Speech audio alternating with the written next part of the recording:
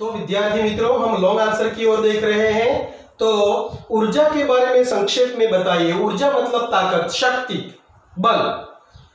तो किसी भी चीज में, चाहे वो निर्जीव हो या सजीव, कोई भी चीज, व्यक्ति से लेकर जानवर, पत्थर से लेकर कोई लकड़ी, सभी में ऊर्जा होती है। ऊर्जा मतलब ताकत। सिंपल शब्दों में कहा जाए तो बल, शक्ति, ताकत लगती है। और किसी वस्तु में, यानी कि हर कोई वस्तु में कुछ तत्व होते हैं जिसे वे विभाजित करके हम इलेक्ट्रॉन, प्रोटॉन, न्यूट्रॉन की वजह से, ऐसे तत्वों की वजह से किसी मूल रूप को विभाजित कर सकते हैं, यानी कि डिवाइड कर सकते हैं और वापस उसे मूल रूप में स्थापित कर सकते हैं। ये शक्ति है, ताकत है, ऊर्जा है।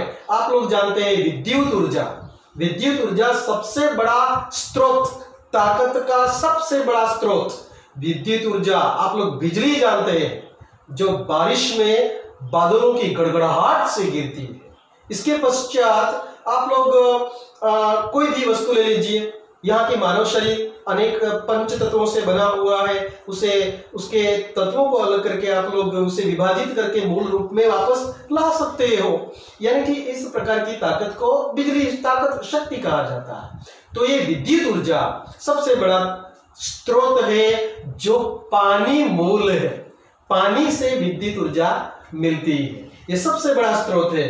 तो इस प्रकार आप लोग ऊर्जा के बारे में, अगर आप सपोज आप कमजोर है, खाना नहीं खाएंगे, शरीर कमजोर हो जाएगा, आप चल नहीं पाएंगे, दौड़ नहीं पाएंगे, बोल नहीं पाएंगे। कुछ करने के लिए शरीर में ताकत होना जरूरी है। तो ताकत यही ऊर्जा है। सिंपल वर्ड्स में ये बात है।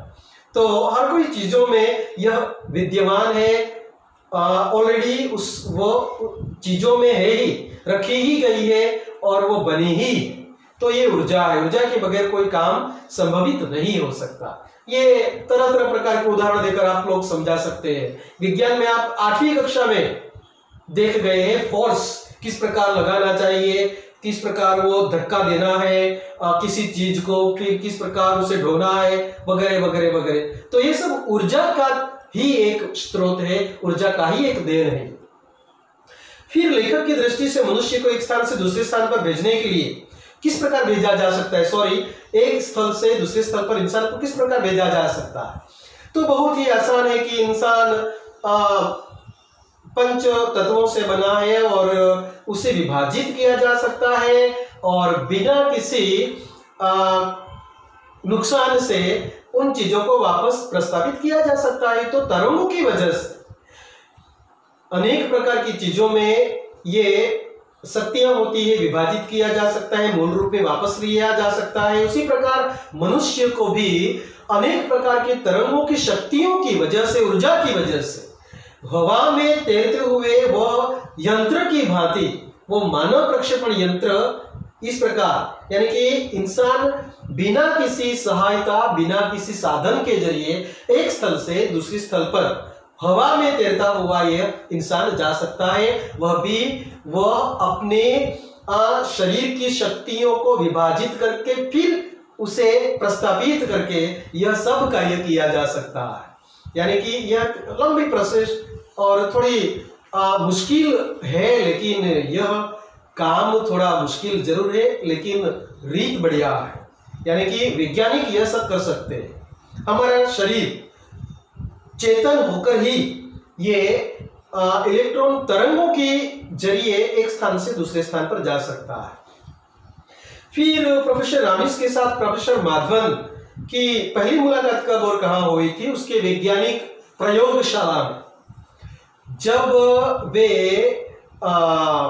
प्रोफेसर, उनके मित्र जो है आनंद, उसकी जो सिफारिश लेकर आए थे प्रोफेसर असिस्टेंट प्रोफेसर माधवन, तब उनकी मुलाकात हुई थी। गर्मी के दिन थे, उस समय वे खास विशेष प्रोजेक्ट पर थे और वो कंप्यूटर पर झुके हुए थे। तब माधवन ने अपना परिचय दिया। तो परिचय जानने के बाद उन्होंने अपना परिचय दिया और फिर अपने काम में लग गए। तब उनकी मुलाकात हुई थी, फर्स्ट उनकी विजिट हुई थी, मुलाकात हुई थी। फिर मानव प्रक्षेपण प्रयोग से संबंधित जानकारी दीजिए। कई प्रकार की तकलीफें झेलनी पड़ती है, कई प्रकार के खर्च उठाने पड़ते हैं, कई प्रकार की मुश्किलें आ सकती है, अनेक प्रकार की शक्तियों को विभाजित किया जाता है, फिर संगठित करने के लिए काफी समय लगता है और ये प्रोसेस थोड़ी लंबी है लेकिन उतनी ही आसान बन जाती है।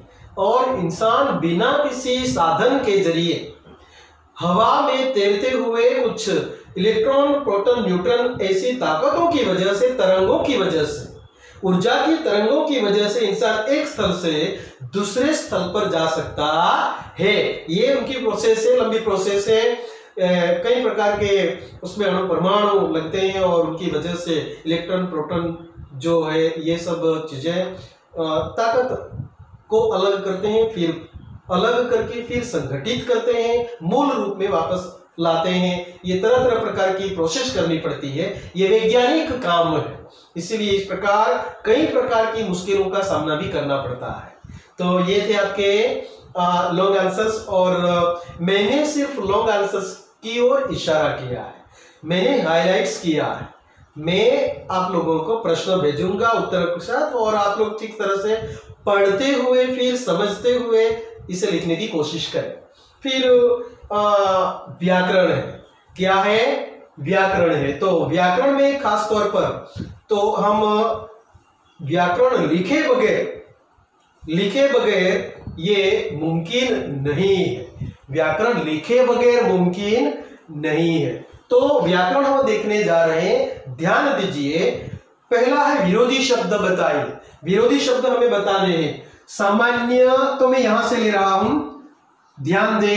असामान्य, सामान्य, असामान्य, साधारण, असाधारण, आप लोग जिस प्रकार बोलते हैं। फिर क्या है?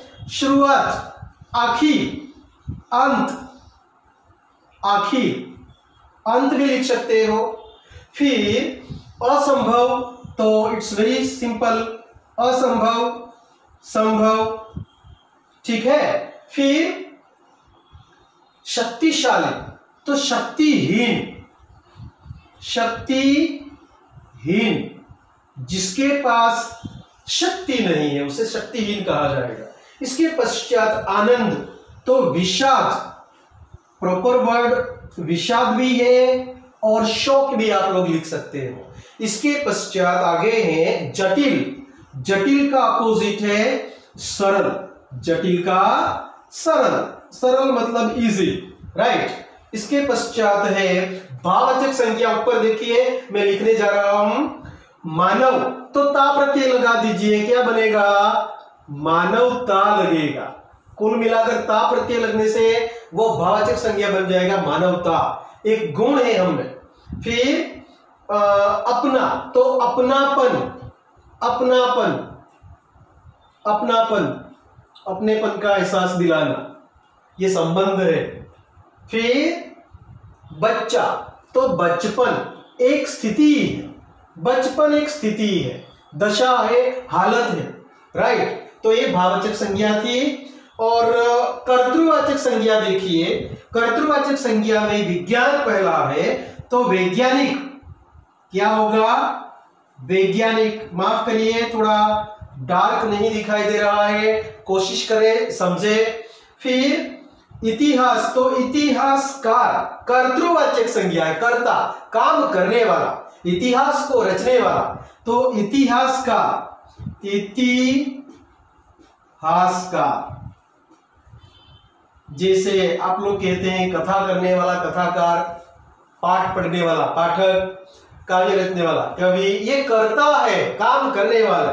इस प्रकार विश्लेषण, तो विश्लेषक, विश्लेषक होगा, इस प्रकार अलग करने वाला। फिर कमांड, तो कमांड देने वाला कमांडर कहा जाएगा, क्या कहा जाएगा? कमांडर, कमांडर कहा जाएगा, उसे कमांडर कहा जाएगा। इसके पश्चात है विशेषण बनाइए। विशेषण शब्द यानी कि नाम, सर्वनाम या संज्ञा, संज्ञा या सर्वनाम या किसी वस्तु, स्थिति, दशा की विशेषता बताने वाला शब्द, उसे विशेषण कहा जाएगा। तो विशेषण है शरीर, तो बनेगा शारीरिक, शारीरिक बनेगा। ये शारीरिक की स्पेलिंग इस प्रकार होगी, शारीरिक, शरीर से संबंधित, उसे शारीरिक कहा जाएगा। और फिर आनंद, जो आनंदित बनाए, आनंदित, ये इस प्रकार लिखा जाएगा। न आधा भी लिख सकते हो, दो तरीकों से उसे लिख सकते हो, दोनों सही है। फिर वास्तव, वास्तव यानी कि हकीकत, तो वास्तविक क्या होगा, वास्तविक, वास्तविक क्या होगा, वास्तविक। इस प्रकार यहां आपके विशेषण खत्म होते हैं, भाववाचक संज्ञा है, विरोधी है, और ये कर्तृवाचक संज्ञा यहां समाप्त होती है। और इस प्रकार यहां आपका यह पाठ संपूर्ण खत्म होने जा रहा है, मतलब खत्म हुआ है।